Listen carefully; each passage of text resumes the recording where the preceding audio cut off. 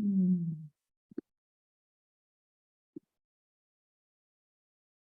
Penny, I wanted to just thank you for sharing with us because, well, the group intention is so powerful, the collective is so powerful. But more than that, that part of our intention and our aim and our longing is for us to be able to support one another as we go through what is naturally and unnaturally part of living in this embodied form. And loss is a big piece of that, and how often we hide it or try to suppress it or distract ourselves out of it or whatever, but that you are the cauldron that's holding that probably for the family in many ways without their even knowing. It's not even necessary they know that on their behalf, right? It's really beautiful. Welcome, ladies. I wanted to share a couple of things before we begin our time together. The first is I'm going to put the dates for anyone who was not on last week down for our annual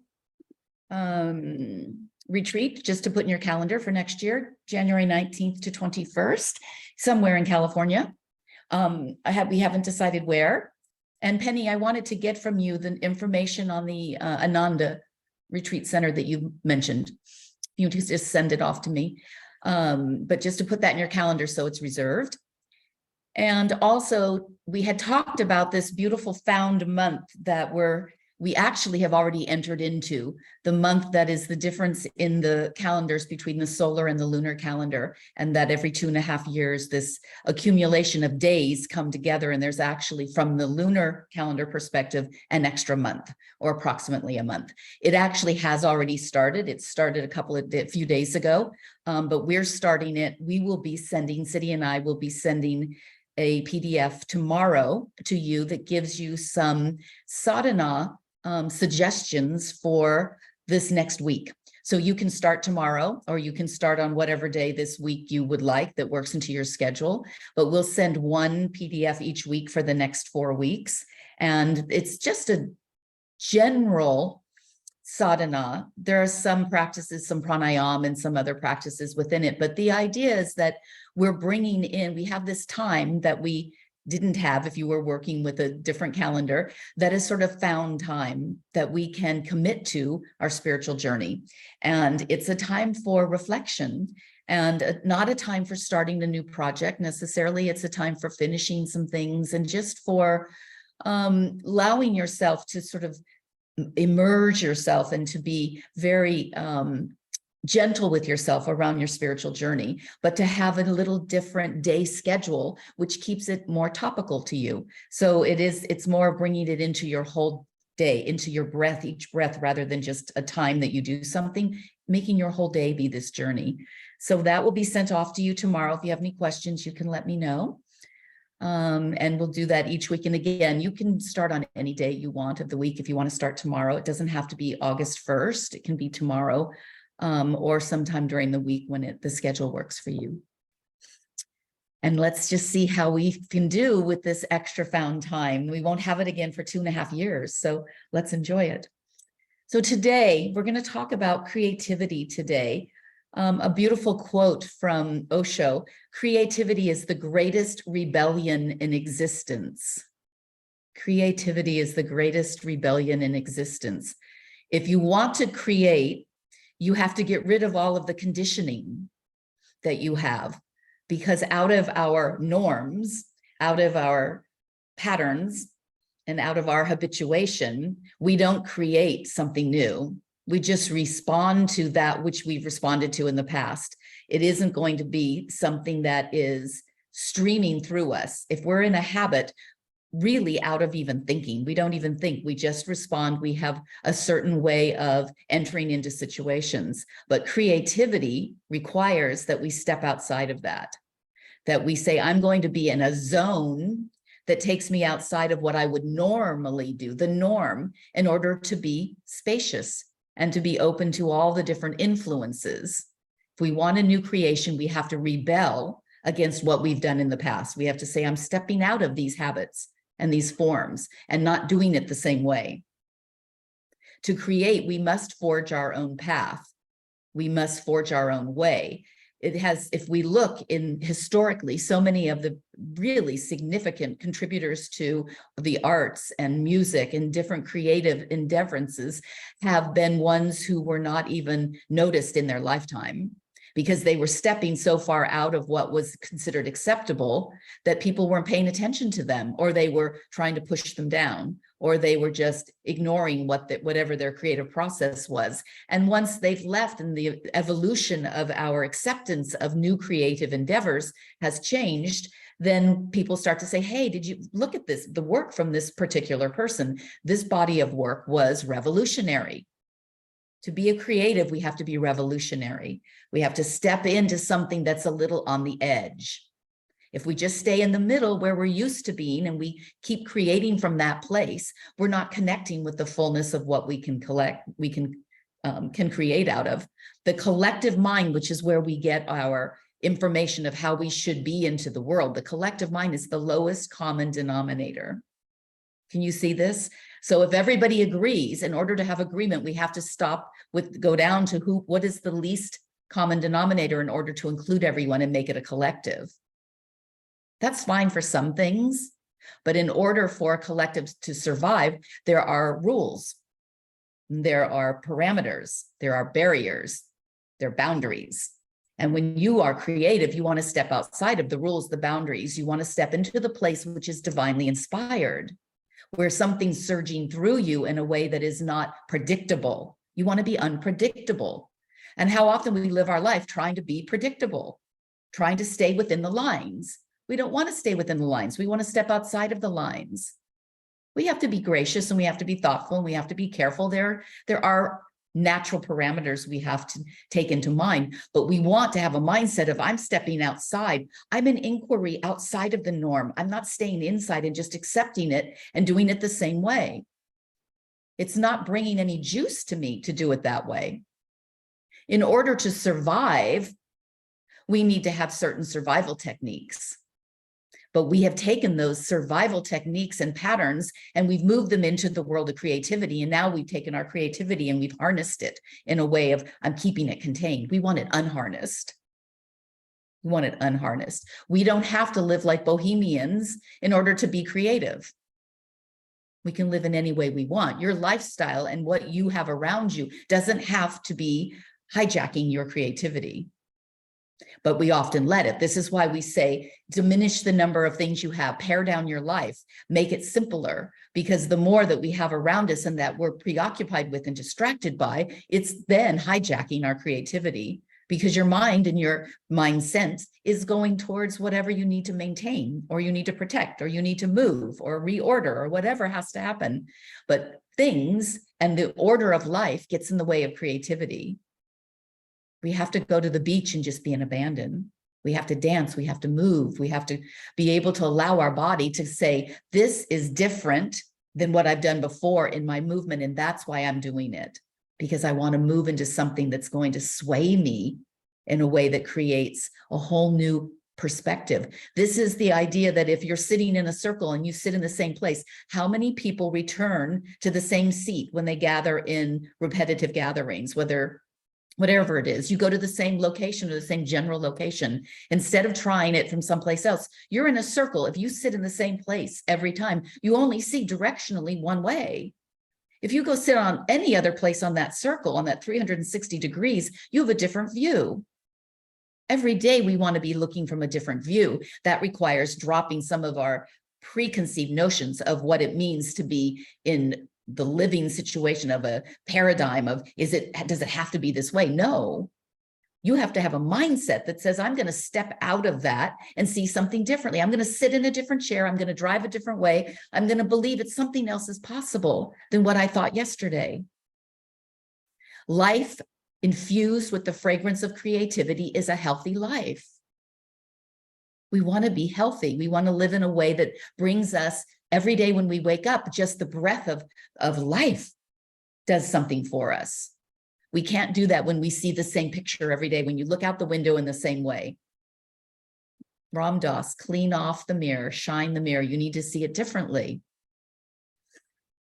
A life infused with fragrance of creativity is a healthy life. We want to be healthy. We want to be expansive, explosive, juicy. So the three, as Osho teaches, the three C's of our experience, our embodied experience, is consciousness, which is our beingness, compassion, which is our feeling, and creativity, which is action. So then he talks a little bit about what it means. Action, most of us take the word action and we think it means movement. Keep moving, keep doing, the doingness. And he looks at it in an entirely different way, looked at it in an entirely different way of action being not the activity, but of a different essence. So to live fully into our capacity, we have to inhabit all three at the same time. You can't just go sit on your yoga mat and say, I'm in my beingness and I'm conscious now. And then, oh, somebody needs my help. Now I'm being compassion. And now I'll go do my errands and I'm being creative in my action. No, every action needs to have compassion and consciousness in it. All consciousness is absolutely considering that it is compassion and creativity. They're intertwined. It's like a rope, and the different strands of the rope are woven together. When we separate them, we're not in our fullness. So we always want to be in consciousness, compassion, and creativity. That combination, that triad, that makes a stronger rope. It makes us more, our capacity gets exposed. So the truest sense of who we are, we have a longing for expansion. We talk about this. If we don't somehow meet that longing for expansion, there's a haunted feeling in us, there's a missing, something, we're longing for something that's missing in our life because we have not brought in the consciousness, compassion, and creativity in a way that allows us to expand. We've contracted. And as long as we're contracted, we're not touching into that place in ourselves that knows unboundedness. We talk about this all the time. If we're bounded, we're restricted. And there's not a single one of us that in the idea of being restricted is interested in that. Whether it's the job that's restricting you or a relationship that's restricting you or your preferences that are restricting you or your distractions that are restricting you, we don't want to be restricted. In the deepest sense of us, we want to be unbounded. That's when you soar. You see people doing all these, exports and the climbing to the tops of mountains and being able to see the vista forever. We want to experience, however we can, the expandedness of our nature. We're drawn to it. This is how we live into the fullness of who we are. Dancing is a great example of this. How you feel when you dance, when you're in just the abandonment of dance and movement, and all else drops away. This is an action that is not an activity. You can call dancing an activity, but you know the difference when you step into an action that expands you and just blows open the feeling you have as a human being. That's action in the way that's taking into account consciousness, compassion, and creativity without thinking about it. It's an action in its fullness. Even in the stillness of creativity, there's enormous energy. So we say there's, no thoughts, stillness, we want spaciousness. We talk about that. We also want action in its truest sense, not in its movement, busyness sense. So we bump up against the tension between these two because we're saying, well, sit quietly. And then we say, well, no, go move. And then so we're like, how do I do all of these things at the same time? So if we can say to ourselves that my action is not my activity. Activity is something that I do over here that needs to sustain something in my life, but it's not the action of me. Activity is often a random movement in habit. We talked about this at the beginning, habitual movements. Action is not a habitual movement. It's a connectedness to source. The source inside yourself, the source outside of yourself, because we are part of both. We try to say, well, I'm going to take my inner world and develop that. Your inner world connects to the outer world. There's no separation. There's no separation. So our action needs to be coming from the source, from the well, from the cauldron, from the deepest place in us that expands us. So one of the ways to do that is to take into account relaxation. Relaxation is action that is flowering. Relaxation is action that is flowering. Action sometimes it needs to sit back and just have a peaceful moment in relaxation in order for that source to come through. Action in its purest sense is intentional. It's intentional. I want to be in that space. I'm not just habitually moving. It's not frenetic. It's not frenetic. So for this week, I want us to have the affirmation relax into action, allowing ourselves to move into and identify where we are using action in our life, where we are being action, not reaction, not distraction, where we are using movement metaphorically and physically to connect with that sea of creativity. Creativity is an action that brings us to source. It's an action that completes us. So dance today, paint today, hike today, do whatever brings you some sense of being outside of the normal parameters of your life, allows you to get on the edge, the juicy edge of your life. And sink into that, because we don't want to live out our lives. Whatever number of days we have left, we are reminded today, Penny, that we don't know how many more days we have left. Today, we want to live out on the edge, not in a dangerous way, but in a creative way, in a way that allows us to take a deeper breath because it's juicy and it's fun and it's expansive and it reminds us of who we are in our eternal nature. Relax into action. It's your affirmation for the week. Have a beautiful one. So if you look at Are you going to move us, City, and not let us relax into action? I will move you into action and relaxation. So if we look at creativity, we need to look at the second energy center below our belly button, because that's where creativity originates from, and then it gets expressed through the fifth chakra. So I want us to sit, either you sit on the floor or you sit on the chair, but then if you sit on the chair, come a little bit onto the edge. Don't jump off it, just sit on the edge. Your fingers, the tip of your thumb touches the tip of your ring finger. Just thumb tip to ring finger tip.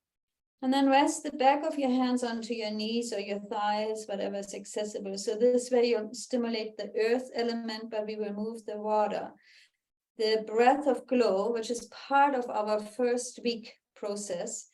You just on the you just hear your exhalation, like exhale, you pull the navel towards your spine. On the inhale, you let go. It's like,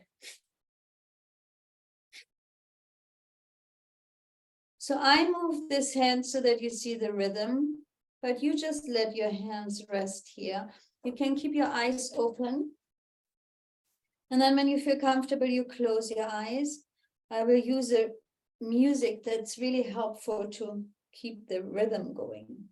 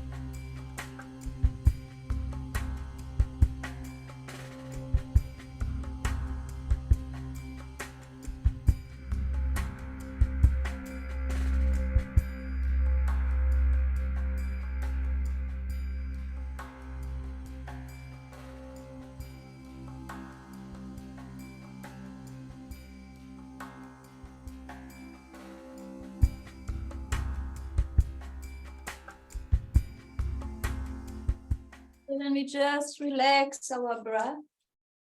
Inhale through the nose, exhale, open mouth.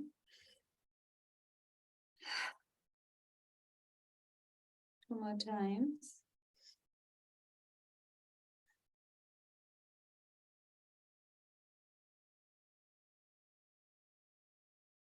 So we just stimulated the glands that have a lot to do with water.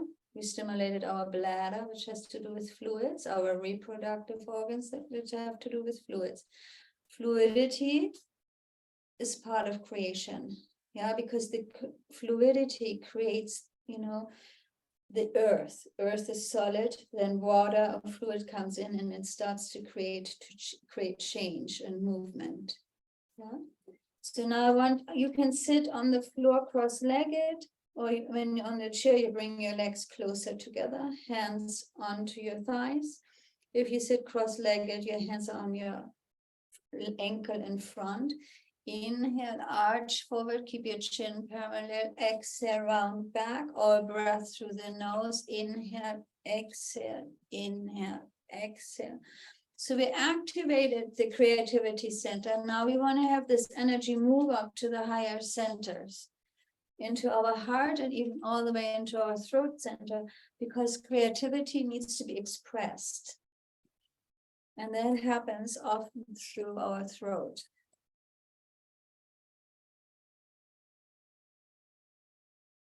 Even if you are a painter, so we have to buy, materials, we have to go shopping, or we have to create and connect with an art gallery. So a lot of our communication has to do with creativity, or creating the foundation for creativity. So in the first week, we want you to do this breath that we did before with the specific mudra, and then just 3 minutes of the spinal flex. That's all we require. So it's just actually altogether 7 minutes. You just get the energy moving.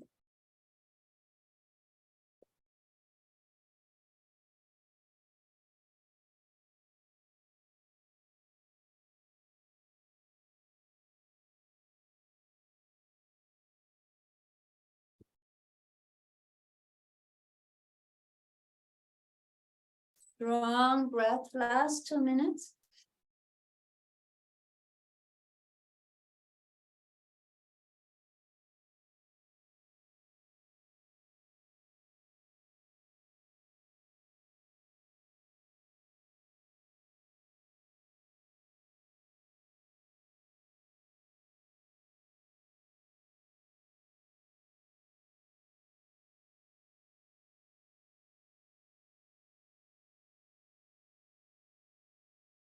And while you're moving, really feel into your body.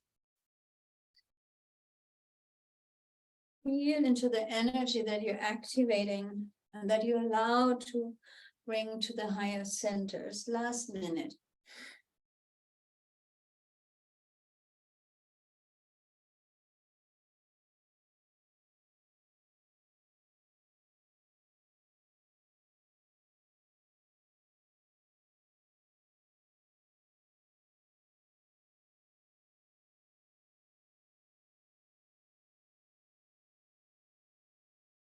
Even relaxation is an action. And sometimes relaxation is the most complicated action because it often requires more stillness, more beingness, which can be uncomfortable.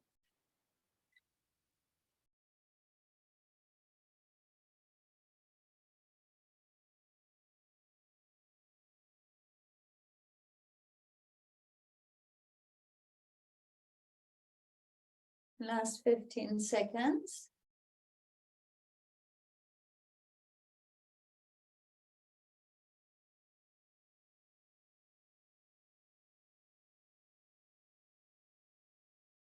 Good, and then arch forward. And then straighten your spine, come back into the mudra, tip of your thumb to the tip of your ring finger. center yourself, close your eyes, and let's be in stillness for just 1 minute. No movement, no correction of the body. Just being present to the subtle changes within.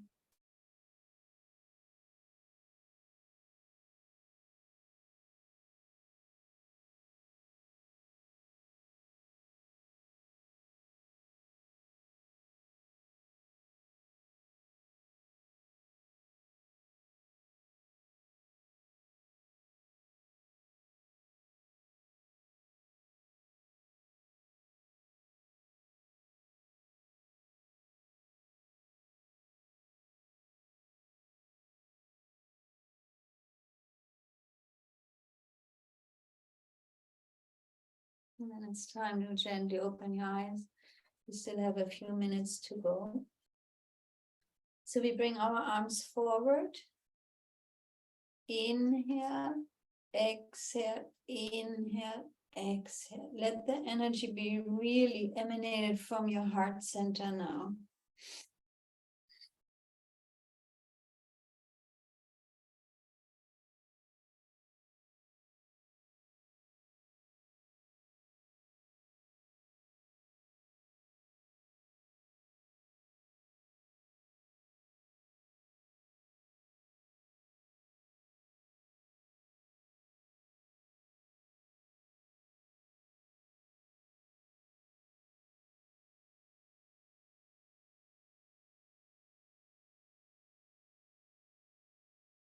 And now we continue the movement, but our arms are diagonal. Inhale, exhale, inhale, exhale. So my torso is slightly over to the left.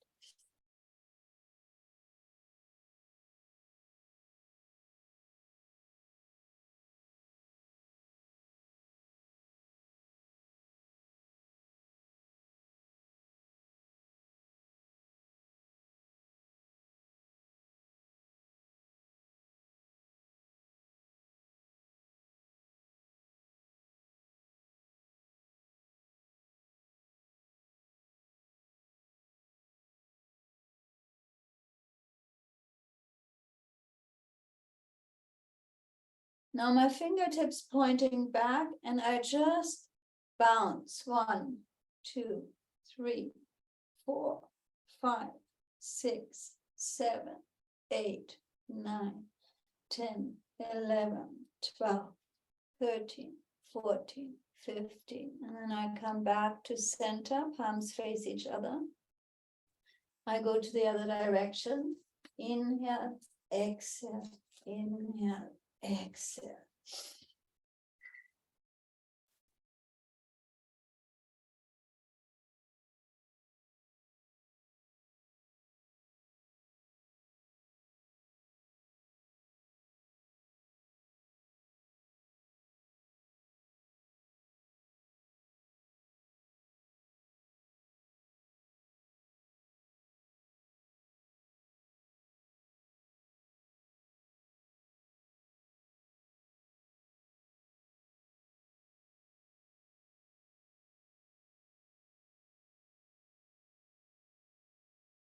Good. Fingertips pointing back and bounce. 1, 2, 3, 4, 5, 6, 7, 8, 9, 10, 11, 12, 13, 14, 15. And arms come back forward. Left hand onto your heart center, right hand on top of your left. Long, deep breathing. Eyes are closed. Inhale into your hands. And exhale, open mouth. 2 more times out loud exhalation.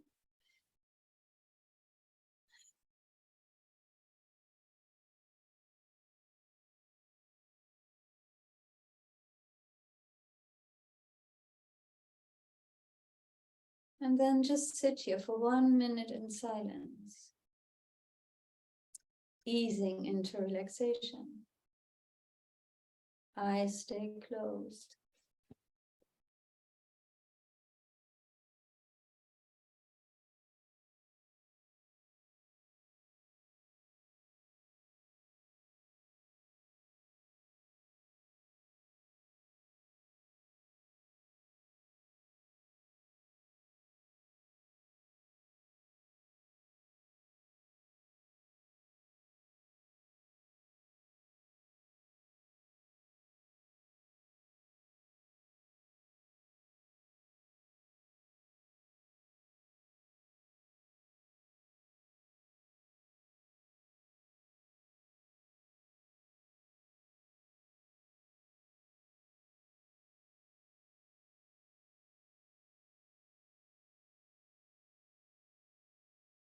Good. And then if you feel inclined, you can come back to your mudra, tip of your thumb to the tip of your ring finger. And we will start our chanting the Gayatri mantra.